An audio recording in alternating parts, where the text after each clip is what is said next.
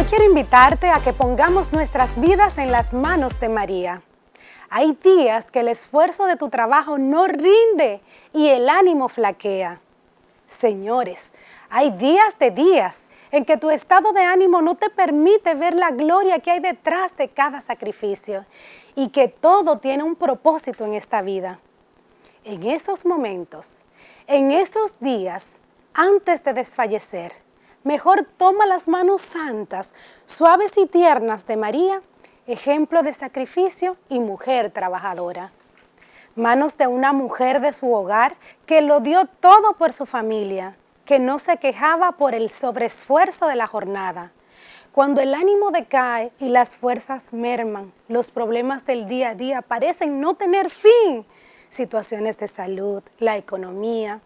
Hay que agarrarse bien de las manos de María. Esas manos delicadas y consoladoras que te llevan al mismo Dios, que con su delicada finura están siempre abiertas a acoger las preocupaciones de sus hijos. Te invito, sí, a ti que me estás mirando, a que pongas en las manos siempre dispuestas y entregadas los decaimientos de tu vida, porque esas manos han estado siempre abiertas antes en Nazaret y ahora desde el cielo.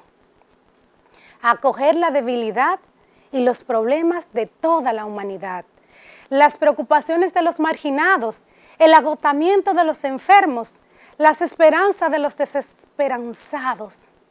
Las manos de María, siempre discretas y prudentes, reservadas y generosas, calladas y desprendidas, son fuente de gracia divina para quien se agarra a ellas. Son manos que, abiertas en oración, han dado siempre la gloria y la alabanza a Dios, para que sea el Padre quien derrame su gracia sobre los hombres. La gloria del Hijo es la honra de la Madre. Los hijos se parecen más a su madre cuanto más reflejan en su vida las virtudes de ella. Todo cristiano es un hijo de la Virgen María y por amor a su Hijo, por amor a la humanidad, ella se encargará de llevarnos a Jesús para que en Él, en su infinita misericordia, nos brinde la calma y la paz que tanto anhela nuestro corazón.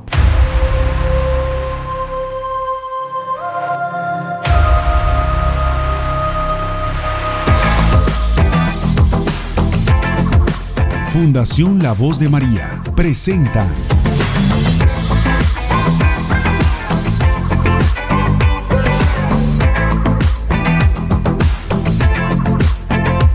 Más que Vencedor. Cada 13 de enero se conmemora el Día Mundial de la Lucha contra la Depresión, un trastorno que incide significativamente en las tasas de mortalidad a nivel mundial. Impacta a personas de todas las edades. Un trastorno psicológico que debe ser tratado para poder recuperar de nuevo nuestro bienestar mental y emocional. Según datos de la Organización Mundial de la Salud, la depresión ha aumentado notablemente en la última década. Es frecuente que muchas personas acudan al médico de cabecera cuando experimentan los primeros síntomas de la depresión. Sin embargo, los estudios científicos afirman que la ayuda psicológica es la clave para superar este trastorno. La psicóloga Gloria Mendoza, del Centro Psicológico Ikigai, comparte con nosotros sobre este tan interesante tema. En todo el mundo hay un día específico en el que se conmemora la lucha contra la depresión. Este día nos hace recordar la importancia que tiene este trastorno emocional. Este trastorno nos limita en todas las funciones cotidianas, pero más que esto, también empieza a limitarnos en otras áreas, como son la convivencia, el trabajo, el día a día, como simplemente levantarnos, compartir con otros y asimismo herir a otros de manera inconsciente.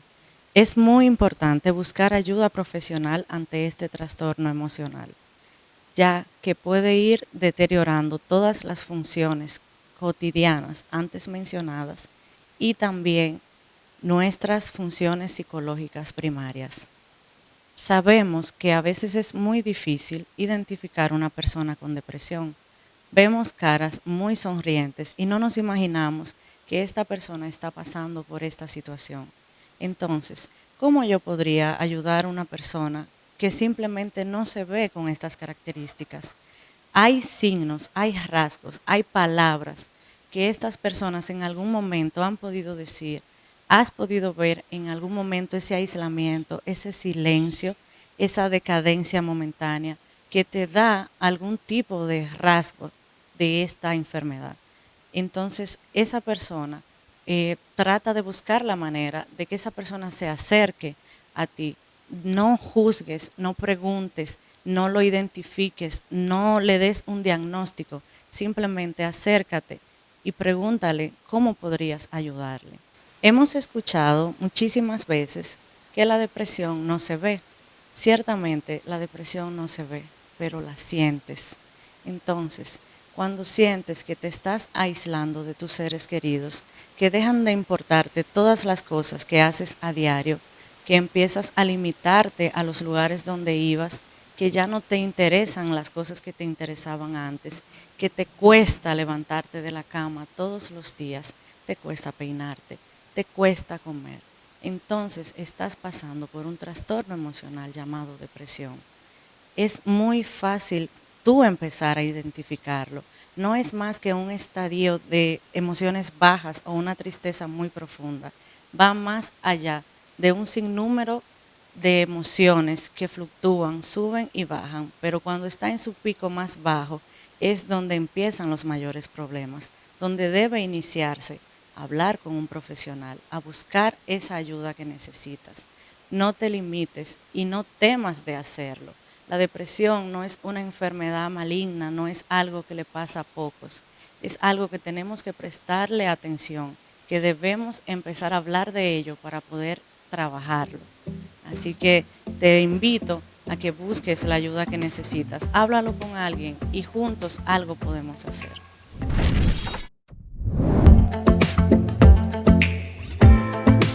Ernestina Castro Salazar, PhD en Neurociencia de la Universidad de Valencia, España, con honores académicos. Magíster en Neurociencia de la Universidad de Salamanca, España. Maestrante en Máster de Neurorehabilitación del Instituto Superior de Estudios Psicológicos, España. Licenciada en Psicología, magna cum laude. En la actualidad es profesora e investigadora de la Pontificia Universidad Católica Madre y Maestra y también trabaja en el Centro de Bienestar Emocional Dr.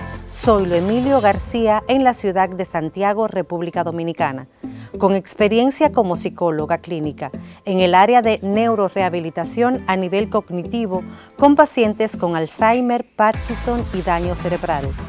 Ha participado en varios congresos a nivel nacional e internacional, presentando trabajos orales y escritos sobre el tema de Alzheimer y ha publicado artículos científicos en el área de neurociencias a nivel internacional. Hoy, en Más que Vencedor, nos acompaña la doctora Ernestina Castro.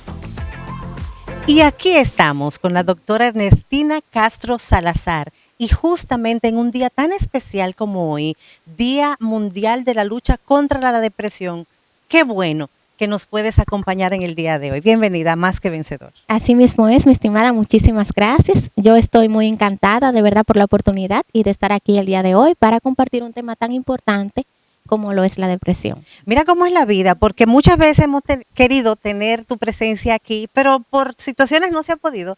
Y qué bueno que sea un día así como hoy, porque así podemos llegarle más directo a las personas. Y yo creo que Dios no tenía este momento preparado para hoy, para que sea hoy.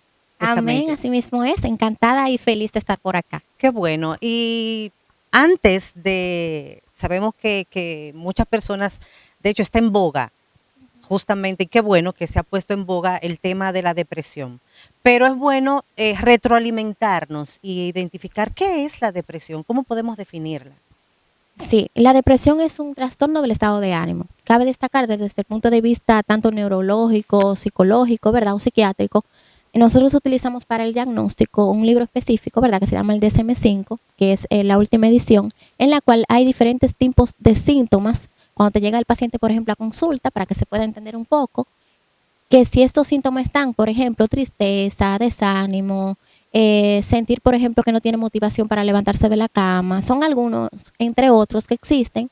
Entonces, si se efectúan en el paciente, hay diferentes tipos de depresión, es importante señalarlo, pero es un trastorno del estado de ánimo. ¿Cómo podemos identificarla?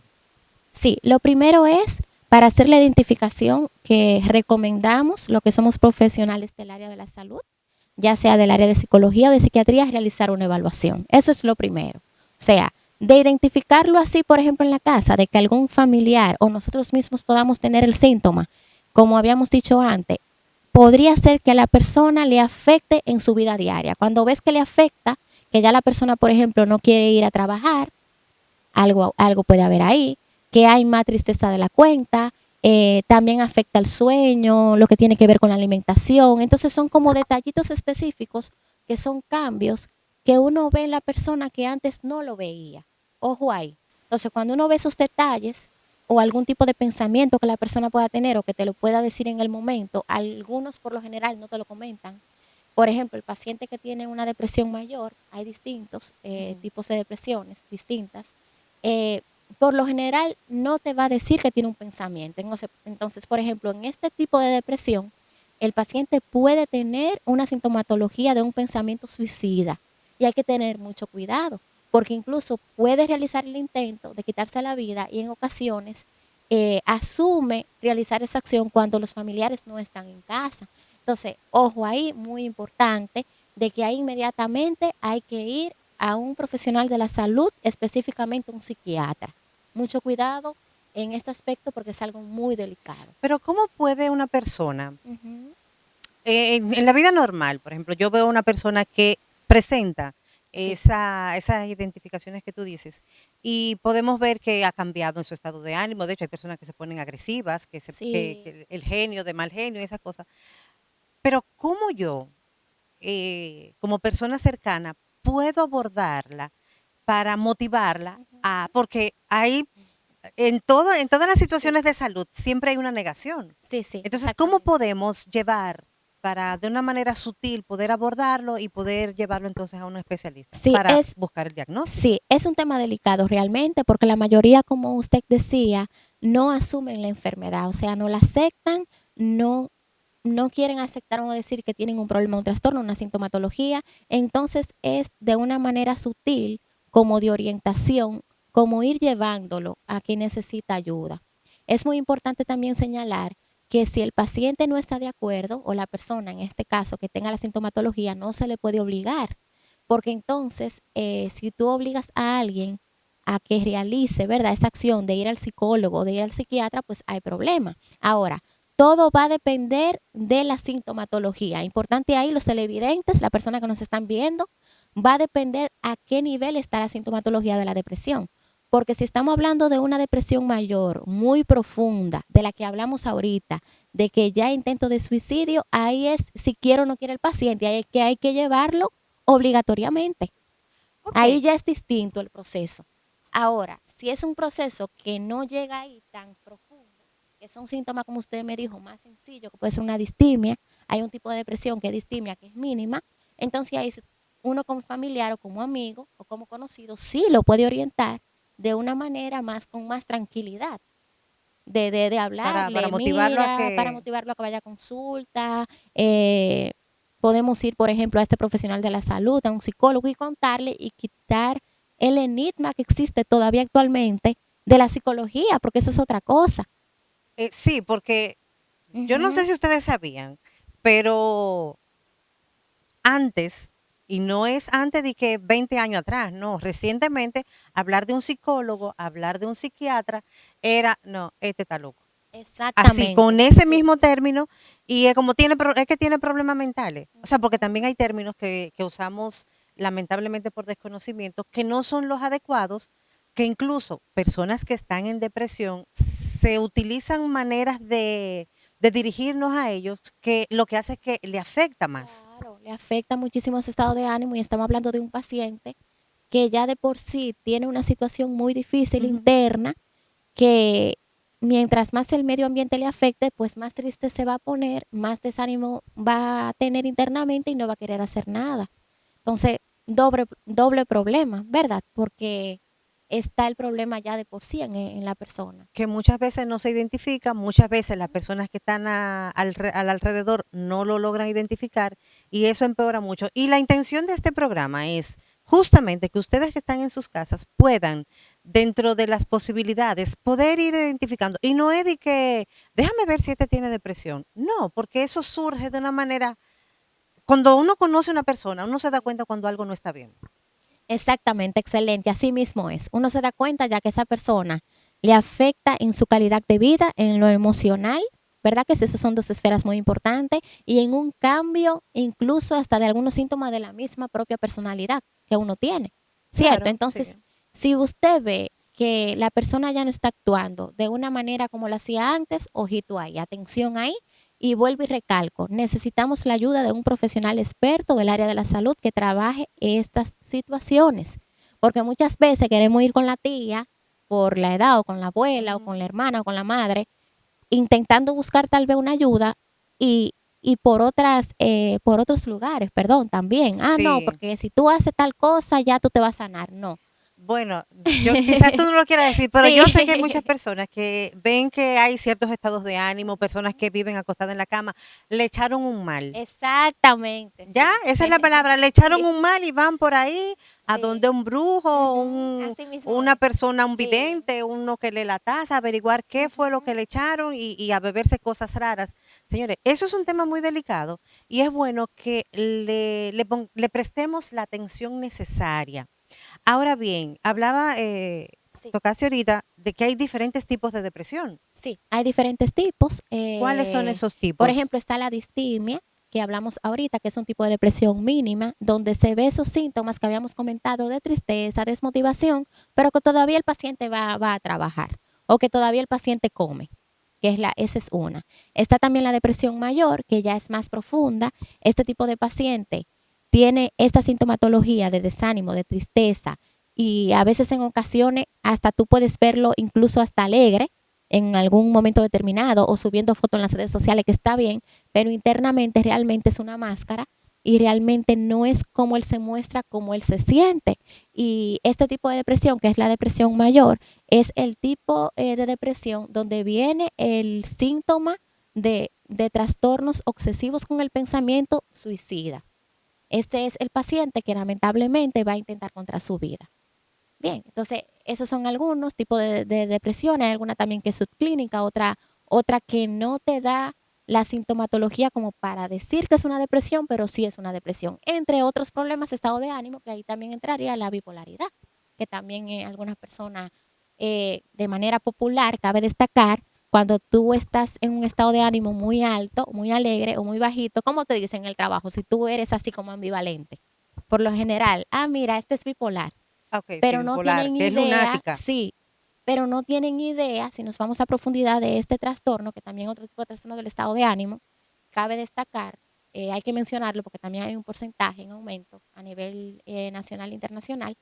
Ese paciente también va a tener episodios de tristeza, de desánimo, de no comer, y también va a tener episodios cuando está elevado de alegría, de ponerse el mejor traje, el mejor maquillaje, si es mujer y demás, y no nos damos cuenta incluso por eso que estamos enfrente de un paciente con un problema. Que de hecho, mira, ahora en la Ujú. actualidad con el tema de las redes, con el tema de la exposición, de, de buenos estados de ánimo, se ha escuchado muchas veces de que personas suben a las redes imágenes bonitas, pero que detrás de eso incluso solo se maquillan o solo se preparan para hacer esa toma. Y luego Exacto. que la suben, vuelven otra vez a su estado oculto. Ujú. Y hemos escuchado casos de muchas personas, de muchos famosos, de personas conocidas que aún detrás de esa sonrisa, de esa alegría, de personas que incluso hasta lo que hacen es que su trabajo es hacer reír, Exacto. pues caen en una depresión. Han habido algunos que llegan y han atentado contra su vida, suicidio, bueno, en fin, Sí. pero que para el mundo llevan un mundo de fantasía. Exactamente, porque con el auge de las redes sociales, lamentablemente que uno quiere aparentar lo que uno no es. Entonces, claro, si una persona salió a un hotel, a un resort, a un restaurante, que fue a la playa, vamos a suponer ahora que están de vacaciones navideñas, pues, ¿qué va a hacer la otra persona a nivel social que está viendo las redes? Va a ver eso y va a decir, mi vida no vale la pena, porque yo no he salido, por ejemplo, a ningún lugar, o yo todavía no tengo el trabajo que yo quiero. Yo estoy ahí en el trabajo, un ejemplo, en algunas ocasiones, cuando uno va, especialmente las personas que trabajan en el área de servicio, están como uno dice, pero con una cara. ¿Pero Sí. por qué? Probablemente porque no ama su trabajo, tal vez a nivel económico no le está yendo bien, entre otros factores, y lógicamente ven esto cuando entran a las redes sociales, entonces ahí viene el pensamiento que también, según algunas investigaciones que se han hecho a nivel psicológico, pues afecta el ambiente a tu nivel interno de percepción de tu vida, de tu ser. Es como, ¿y qué yo estoy haciendo?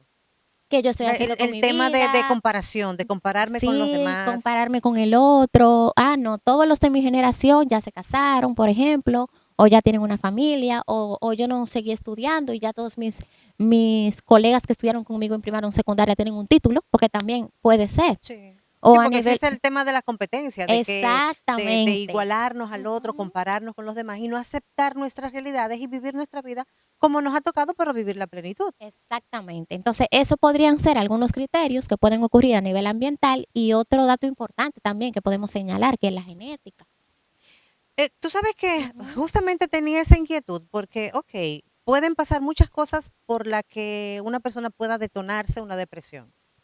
Y es bueno Sí, enumerarlas, sí, claro. pero se hereda. A ver, hay un detalle ahí que hay que tener mucho cuidado, porque en algunas ocasiones uno dice, ah, que si mi padre, mi abuelo, mis ancestros tuvieron depresión, quiere decir que yo la vaya a tener. Ojo, no. Lo que uno realmente hereda es la predisposición a tenerla. No que vayas a nacer inmediatamente y vas a tener la depresión. O sea, no es como una enfermedad, por ejemplo. ¿Qué enfermedad es genética? Para que los que nos escuchan vean la diferencia, el daltonismo. El daltonismo, inmediatamente la persona nace, va a tener la dificultad, eso está relacionado con la visión de los colores, que verdad no pueden Que solo ven a asumirlo bien, blanco que y solo ven negro. exacto. Entonces es distinto a un trastorno del estado de ánimo como la depresión, porque es la vulnerabilidad. ¿Qué significa esto? Que si ocurre algo en el ambiente, como usted señalaba, por ejemplo, falleció un familiar, me echaron del trabajo, terminé con el novio, entonces todo esto se junta y me puede producir el trastorno. Ojo ahí. ¿Pero por qué? Porque ya a nivel genético tengo una predisposición. Sí, pero yo quiero que Ujú. aclaremos algo Sí. y es una inquietud que tengo siempre con el tema de la predisposición Ujú. a la genética de Sí. personas de que si mi abuelo era depresivo, yo voy a Ujú. ser depresiva. Hay una predisposición, pero en el organismo, Sí, en el organismo a nivel genético, en el gen. Sí, exactamente. exactamente. Ahora bien, pero no siempre se da. No, no siempre se da. Ahí es que Ojo está con el eso. detalle, que no Exacto. necesariamente porque tu abuelo tuvo la enfermedad o tu padre o tus ancestros quiere decir que ya tú vas a tener el problema. Entonces aquí tenemos que hacerle un Ujú. énfasis y una aclaración porque yo sé que muchas personas que nos están viendo Sí. dirían, bueno, hay una predisposición psicológica a que si mi papá, mi mamá, mi abuelo, lo que Ujú. sea, tenían depresión, yo la voy a tener y ya asumen eso. Ujú. Así mismo y en consulta pasa. Por ejemplo, hay pacientes que me dicen, ah, no. Por ejemplo, yo trato mucho Alzheimer, Parkinson, que también igualmente es por una predisposición. Claro, hay un tipo de Alzheimer que no es predisposición, sino que es genético, sí, sí, 100%. Entonces, lo que no es, cuando no es, por ejemplo, genético, que es predisposición, ellos están en una ansiedad muy elevada. ¿Por qué? Porque te preguntan, ah, ya yo voy a tenerlo, o ya lo O tengo. ya lo tengo. Entonces, ¿por qué? Aclarar ahí. ¿Por qué menciono los otros trastornos? Para que también lo que nos escuche lo sepan. Mayormente los trastornos de enfermedades mentales y neurológicos tienen esta, vamos a decir, esta parte importante que es que el ambiente de alguna manera, según los estudios, me afecta o no me afecta en la enfermedad. Ojo ahí, hay que darle importancia. Bien, en lo que está pasando fuera, por ejemplo, con cómo yo me crié, quién fue mi familia, quién es mi familia, o sea, cómo eran mis padres. Porque hay un detalle también a nivel psicológico, según lo que investigaba y realizaba un psicólogo muy conocido, Bandura, que hizo la teoría en esta parte psicológica de que uno aprende de lo que ve. ¿Qué Sí. significa? hay un estudio que él realizó que unos niños, ¿verdad? No sabían, se empezaron a grabar y había como un muñequito en el centro y un niño le daba con un palo, por ejemplo. Entonces, ¿qué pasó? Que cuando otro niño entraba y lo veía, también hacía lo mismo. Y el niño no lo vio eso en otro lado. O sea, lo había visto ahí. Entonces, ¿qué ejemplo dio él con esa teoría y con ese experimento? Que uno aprende de lo que ve. Si en el ambiente están subiendo cosas en redes sociales y están haciendo algún tipo de video, como hablamos ahorita, de que yo tengo que verme bien físicamente y ponerme el mejor vestido, la mejor ropa y estar en el mejor restaurante, pues yo voy a hacerlo también. ¿Por qué? Porque ahí la sociedad me está llevando a que yo lo haga. Es tan, mire, va a parecer jocoso, pero es tan así. La gente copia patrones que uno está en un lugar y hay 2 personas o 3 formadas y el que llega se pone detrás de ellos, aún sin entender por qué están haciendo una fila. Tú entras a un establecimiento, lo que sea, tú ves 3 personas formadas, puede ser que estén hablando, Sí, así o mismo puede es. que por casualidad de la vida le tocó colocarse así y viene una persona y se te pone atrás para seguir la fila. Exacto, así mismo es. En el caso de los niños es un poco más complicado a veces entender o identificar la depresión en ellos. ¿Por qué? Porque imagínense, si para un adulto a veces es difícil expresar sus emociones o darse a entender, para un niño muchas veces es más complejo. Es importante que en este caso el adulto, el padre, el tutor o el cuidador esté pendiente de algunos cambios que se pueden observar en el niño. ¿Qué cambios podemos, vamos a decir, prestarle un poquito más de atención? Que el niño, por ejemplo, dejó de hacer cosas que antes le gustaban y ya no los quiere hacer, se aísla, deja de comer, le comienza a doler, por ejemplo, el estómago frecuentemente, evita situaciones, le duele mucho la cabeza. O sea, son manifestaciones que pueden pasar a ser físicas y ustedes, por ejemplo, van al médico y dice el doctor que el niño no tiene absolutamente nada. O sea, físicamente no le pasa nada, pero emocionalmente algo está pasando. Entonces, como los niños no te van a decir, mami, papi, tengo depresión, hay que enseñarles muchas veces a expresar sus emociones. Identificar, por ejemplo, aquí como tengo aquí atrás esta flor que tiene todas las emociones, muchas veces hay que fomentar, identificar, me siento feliz, me siento triste, me siento enojado, me siento frustrado, y darle una voz a tu niño para que él se pueda expresar y así poderlas identificar. A nivel estadístico se ha tomado en consideración unos números que nos han permitido medir que el 5% de los niños actualmente, o sea, 1 de cada 20 niños, ha padecido o padeció depresión antes de los 18 años. Entonces, ¿qué nos quiere decir esto? Muchas veces los niños han manifestado, ¿verdad?, características o han dado a identificarse que tienen cosas parecidas o que hay situaciones, vamos a decir, complejas, pero pasan ya a la etapa de adolescentes o a la etapa de adultos y se cree que se desencadenó a partir de ahí y no, fue mucho antes. Fue desde su infancia, fue desde su niñez. Entonces es importante tomar estos datos en cuenta. Si conoces los síntomas de depresión en un adulto, en este caso, sería más fácil para ti poder identificar los síntomas en un niño. Pero en el caso de los niños hay que hacer una evaluación, al igual que los adultos. Hay que hacer diversas evaluaciones psicológicas y en muchos casos también psiquiátricas que puedan entonces arrojar un diagnóstico preciso. En el caso de los niños, el abordaje sería en la parte de la psicológica infantil.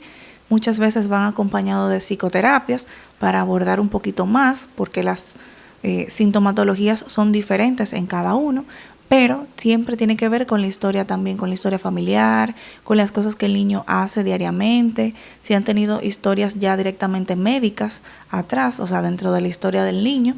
Y dentro de su abordaje como tal, podríamos implementar, ¿verdad?, aparte de las evaluaciones, un enfoque, por ejemplo, de terapia de juego, terapia cognitiva conductual.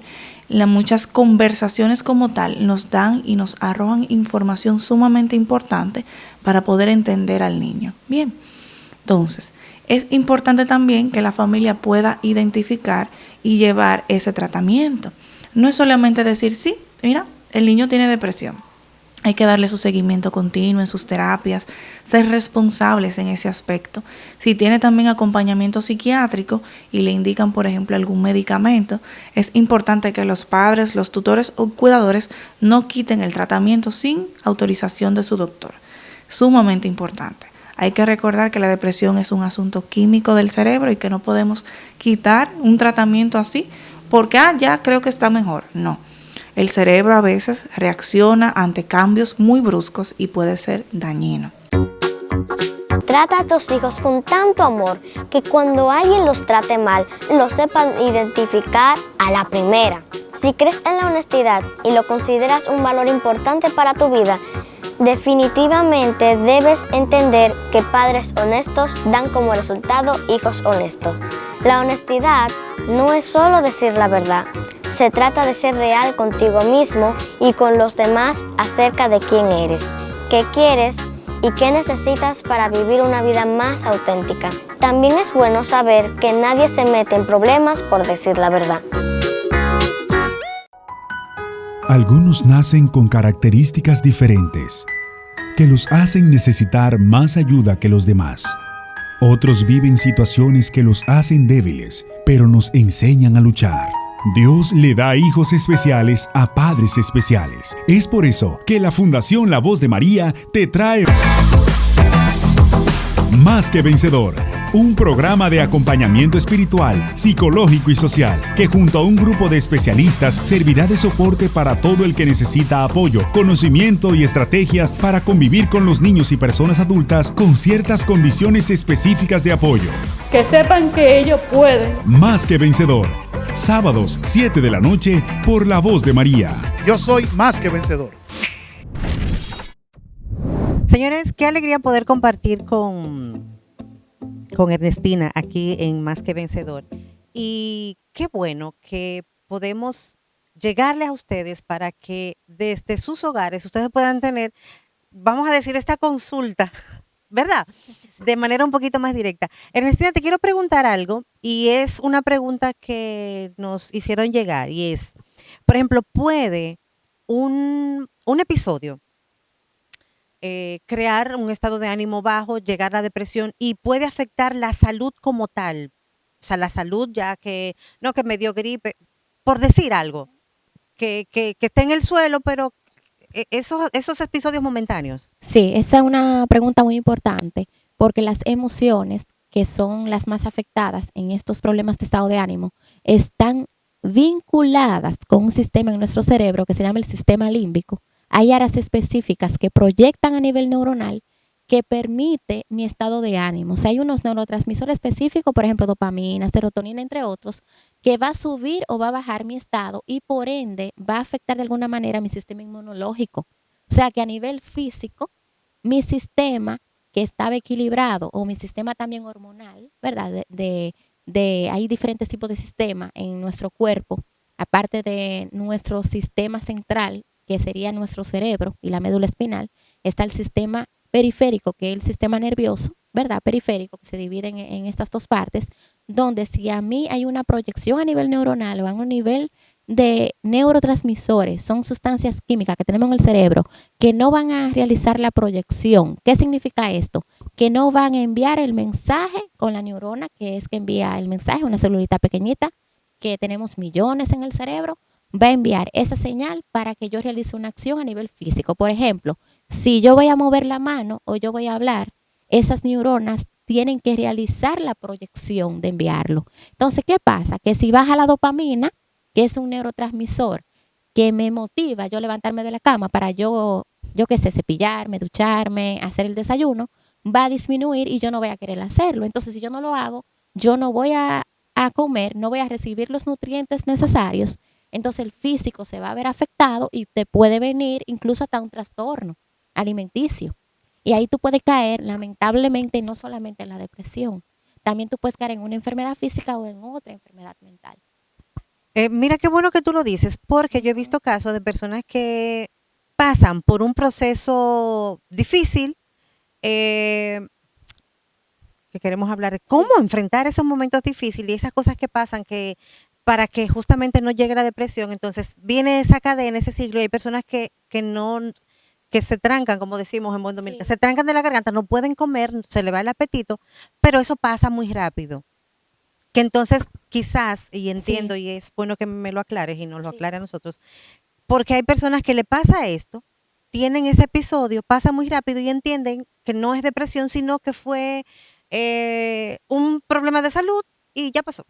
Sí, como De decimos, salud física. sí, como decimos, están unidos ambos. O sea, yo no puedo quitar, según las investigaciones científicas actuales, la emoción de la cognición, del pensamiento. Bien, van unidos. No era como antes que se decía que estaban separadas, decía René Descartes en su tiempo, ¿verdad? Cuando surgió un poco la filosofía y demás, donde también luego surgieron los estudios de medicina, del cerebro y la neurociencia, con Galileo y demás personajes. Entonces, hoy en día sabemos que no, que están unidos. O sea, nuestras emociones van a tener una proyección a la cognición. Cuando digo cognición, estoy diciendo memoria, atención, aprendizaje, razonamiento. Y de esa cognición va a haber una proyección a mis emociones. Ojo con eso, están juntas. Entonces, si yo estoy afectado a nivel físico y yo, por ejemplo, el ejemplo que usted dio, no estoy comiendo, lógicamente a nivel físico que va a haber un problema de desnutrición. Para mencionar uno entre tantos que podemos tener. O sea, el cerebro necesita la alimentación como energía y el agua también para nutrirse. Entonces, si yo no tengo esa nutrición perfectamente a nivel físico, ojo ahí, lógicamente yo no voy a proyectar a nivel neuronal los neurotransmisores químicos que yo necesito para vivir adecuadamente. ¿Qué tan importante es recibir un diagnóstico? Mucho. Es difícil. Realmente cuando... Es difícil lograrlo porque mover la la persona también sí, para que es difícil que la persona vaya a consulta, por lo que hablamos ahorita, porque todavía tenemos aquí el enigma de que si tú vas al psicólogo es porque tú estás muy mal o que eres loco, como se dice a nivel popular. Y luego, lógicamente, el hecho de buscar todos los profesionales que se requieren. Ojo, ahí entra la economía también. Qué bueno comentarlo. Porque no solamente yo voy a necesitar de un psiquiatra, ni de la medicación. Yo voy a necesitar también el psicólogo y las terapias que probablemente no vaya mensual a consulta, sino quincenal o semanal, depende del trastorno. Entonces ahí entra una disyuntiva realmente y hay que comentarlo de la importancia que es la salud mental. Es muy, muy importante. Hablando de eso, ¿cómo va el proceso en República Dominicana con el tema de la acogida, de los servicios que se le brindan a los pacientes con depresión? Sabemos que hay muchos movimientos y muchos centros que están abogando por una mejora en el sistema, pero ¿cómo va? Sí, bueno, donde trabajo, en el Centro de Bienestar Emocional Dr. Solio García, el doctor García, cabe destacar, trabajó un tiempo en pandemia midiendo estos aspectos a nivel investigativo de sintomatología de depresión y también de crear fuentes primarias en algunos hospitales, por ejemplo, o comunidades, por ejemplo, del país, para que el paciente pueda recibir esa ayuda de manera gratuita. Eso se ha ido trabajando en investigación de algunos lugares específicos que se va trabajando la sintomatología por grupo. Es un ejemplo que yo puedo poner. También otro ejemplo que puedo poner es que en algunos hospitales del país ya está el psicólogo que antes no estaba. O sea, que se ha avanzado en algo. Un psicólogo que está ahí algunos días, cabe destacar, donde el paciente tiene la sintomatología. Por ejemplo, tengo una colega que trabaja en el área del cáncer y quien da realmente el diagnóstico es ella, no es el médico. Es un ejemplo que yo puedo poner entre tantos. Es muy ella importante. Es que da el diagnóstico, le dice a la persona, mira, tú tienes este problema, vas a entrar a terapia, por ejemplo, de quimioterapia, y yo voy a trabajar contigo la terapia psicológica, por ejemplo, tienes que venir los martes. Claro, ¿cuál es el detalle ahí a nivel público? Que probablemente, como hay muchas personas, tal vez el tiempo de la terapia solamente es tal vez una vez al mes o 2 meses. Eso sería un detalle importante señalar. Que a nivel privado uno lo trabajaría tal vez semanal al paciente o quincenal. Luego de la pausa. Hay que trabajar con una reflexibilidad cognitiva de pensamiento. ¿Qué significa? De cambio. De que tú no seas una persona muy por las reglas. Ah, no, porque yo trabajo aquí y ya tú te quedas con ese pensamiento que obligatoriamente este es tu trabajo y tú no puedes trabajar en otro lugar, porque también será el caso de algunas personas que trabajan en un lugar específico, para poner un ejemplo, y que no quieren hacer el cambio. O sea, no quieren hacer el cambio ni de trabajo, ni de ciudad, ni de país. Siempre hay alguien que necesita más que yo. Es momento de ser generoso. El Centro Geriátrico San Joaquín y Santa Ana te necesitan.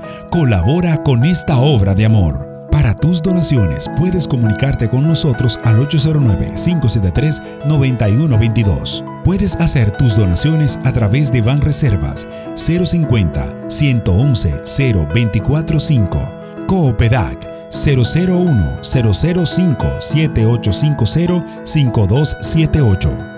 Es momento de brindar tu mano amiga, viendo en el enfermo el rostro de Dios Padre misericordioso.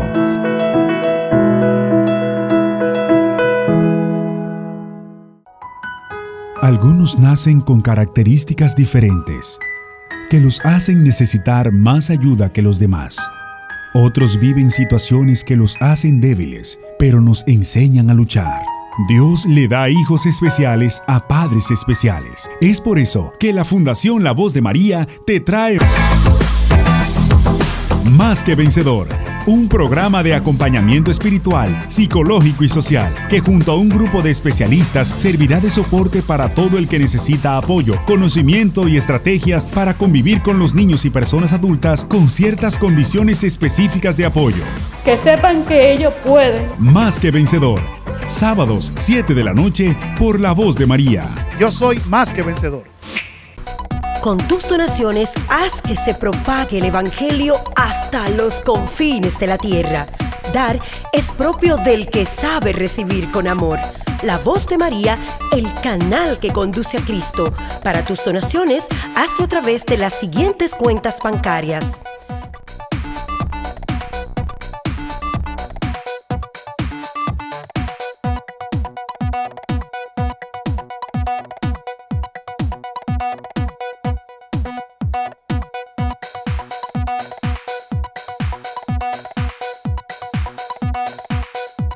La Voz de María, el canal que conduce a Cristo.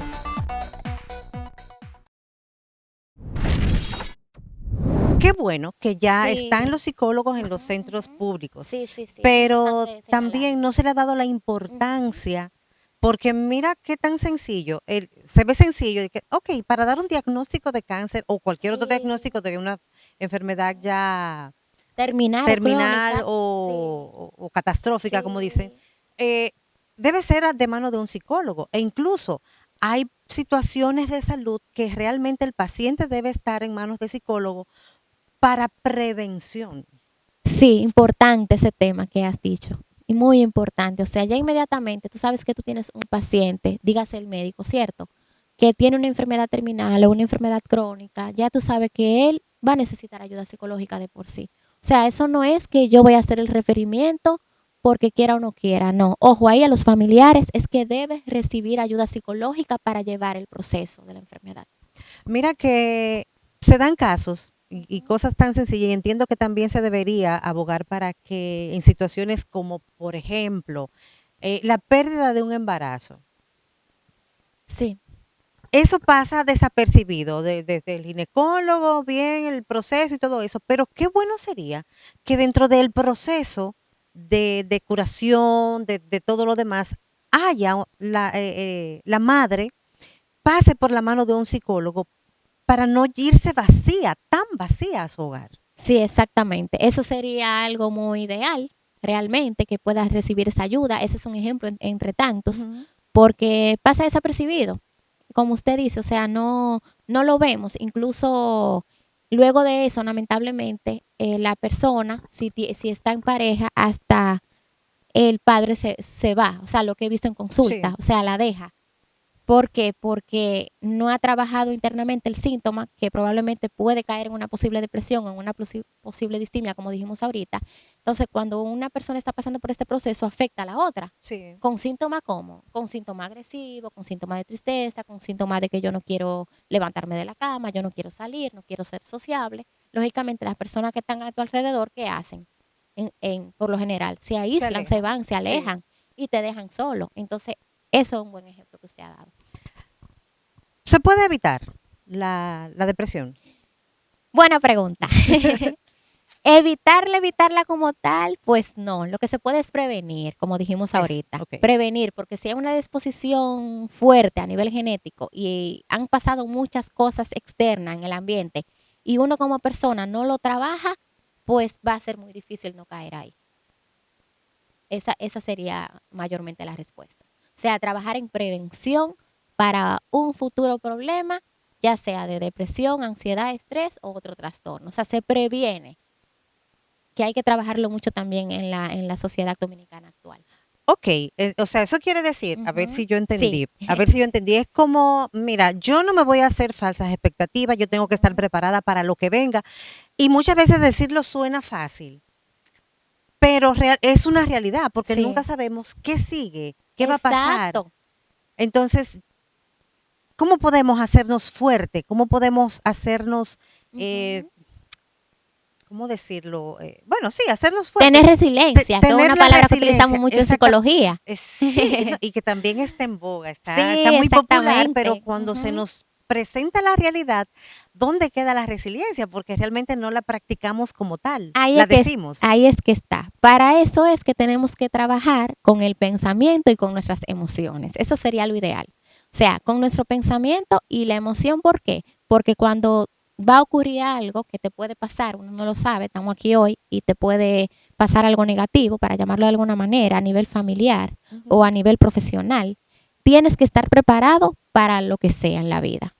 ¿Por qué? Porque en la vida lo que es más seguro es el cambio, en cualquier momento. Entonces hay que trabajar con una reflexibilidad cognitiva de pensamiento. ¿Qué significa? De cambio, de que tú no seas una persona muy por las reglas. Ah, no, porque yo trabajo aquí y ya tú te quedas con ese pensamiento que obligatoriamente este es tu trabajo y tú no puedes trabajar en otro lugar, porque también será el caso de algunas personas que trabajan en un lugar específico, para poner un ejemplo, y que no quieren hacer el cambio. O sea, no quieren hacer el cambio ni de trabajo, ni de ciudad, ni de país, porque también hay otra cosa. De hecho, es tan así que es algo más fuerte. Sí. A veces hay cambios personales que debemos hacer, hasta de actitud, de que nos cerramos. Exactamente. ¿Pero por qué? Porque ya tenemos hábitos. Entonces, ¿qué pasa en el cerebro cuando yo tengo un hábito que es difícil quitarlo? El cerebro asume ese hábito como gasto poca energía. Ya yo sé que yo me levanto en la mañana, un ejemplo de que uno quiere hacer ejercicio y que se le dificulta. El problema es por eso, porque ya el cerebro se adecuó a no hacerlo. Entonces, llevarlo a que lo haga es muy difícil. Uno de los detonantes del estrés es el tránsito, que desde las 6 de la mañana se sale a la calle y en cualquier ciudad pequeña, sencilla, ya hay entaponamientos. Entonces, desde ahí empieza el estrés, porque todos queremos hacerlo temprano, rápido, pero no se puede. Exactamente. Entonces, algunos ejemplos que nosotros realizamos en consulta y algunos colegas míos, ¿verdad?, que son más del área cognitivo-conductual, se trabaja con un diario donde tú escribes esos pensamientos, en este caso, ¿verdad?, que te lleven al estrés. Por ejemplo, ¿qué tú puedes hacer? Tú anotas en una hoja del lado izquierdo cuál es el problema y del lado derecho cuál sería la posibilidad para yo trabajarlo. Ah, mira, hay muchos tapones. Darme cuenta entonces en el día qué hora yo puedo salir de mi casa, aunque sea más temprano. Entonces tendría que dormirme más temprano para yo evitar ese tapón. Por ejemplo, yo tengo una amiga que dice, mira, yo saco a las 5:40 de la mañana, por ejemplo, a llevar a sus niños a la escuela, porque ya yo sé que si yo salgo a las 6:05, ya no hay manera de llegar. Es un ejemplo, pero porque se dio cuenta, o sea, calculó. Exacto. Entonces ya sabe, tiene que levantarte más temprano. Ese puede ser un ejemplo sencillo. Que también podríamos decir que hay cosas que requieren un poquito de sacrificio, pero nos va a dar la calma que necesitamos para mantener nuestras emociones, nuestra salud emocional un poquito más equilibrada. Y otra cosa importante, ¿verdad? Ya casi para concluir esta parte, es que nosotros tenemos diferentes tipos de nivel de estrés. Bien, estamos aquí hablando y puede ser que lo que a usted le estresa, a mí no, y lo contrario. Porque ahí entra mucho mi personalidad, quién yo soy, cómo yo me identifico, qué tipo de personalidad yo tengo en cuanto a rasgo. Soy una persona puntual, porque tal vez si yo soy muy puntual me afecte, pero si yo no tengo el rasgo de la puntualidad, a mí no me va a afectar llegar tarde. O sea, puede haber el tapón que sea y yo feliz. Entonces ahí entra también la personalidad. Señores, qué bueno Qué bueno que podemos tener esta conversación, qué bueno que podemos llegar a sus hogares y llevarles estas recomendaciones y estas informaciones que siempre nos hacen falta. Y es bueno, me gustó la parte de escribir. Sí, es un ejemplo de tanto que hay. Eso es un ejemplo, pero es un buen ejemplo. Incluso para muchas cosas también es bueno escribir. Escribir los planes y lo que no se hizo, lo que se logró, lo que se puede, lo que no se puede, que sí, que no. Y eso nos ayuda a recordar y también a dejar salir. Si necesitan la ayuda, búsquenla. Si necesitan un psicólogo, búsquenlo. Si necesitan hablar con alguien también, pues hablen. Claro que sí, así mismo es. Doctora, gracias por acompañarnos. Ay, a ustedes por la invitación. Yo feliz de estar aquí. Y nada, nos estaremos viendo. Ya saben, cualquier ayuda que ustedes requieran, recuerden buscar a un profesional de la salud. Excelente, excelente. Señores, gracias por acompañarnos a ustedes también.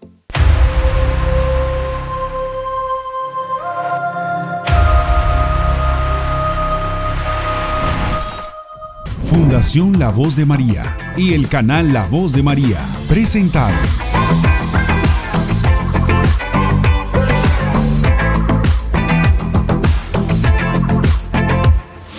Más que Vencedor.